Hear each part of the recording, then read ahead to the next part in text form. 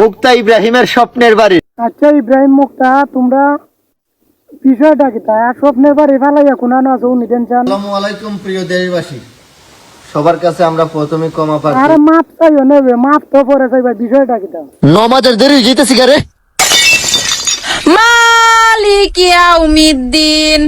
ইয়া কানা বুদু ইয়া কানাস্তাইন। আমি নমাজের সূরা ফাতিহা লইয়া ভিডিও বানাইছো আর নামাজ লিয়া ভিডিও বানাও, তোমরা দি মুসলমান নামে কলঙ্ক। এরপর একটা কি দেখো ব্যাংকে আছে টাকা, সাথে আছে দামি গাড়ি। এটা গাড়ি বাড়ি টাকা পয়সা সবই আছে, ওই অহংকারে তোমরা মানুষকে মানুষ কও না না। তোমরা এক কাম করো, তোমরা চান্দের দেশে গিয়ে স্বপ্নের একটা বাড়ি বানাও।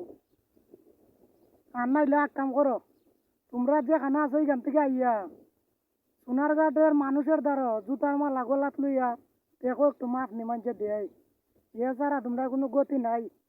মামলা অলরেডি তো দুইটা হয়ে গেছে শুনছি, একটার পর একটা হইতাছে। তাদের দেশে গিয়ে বাড়ি বানাও যাও।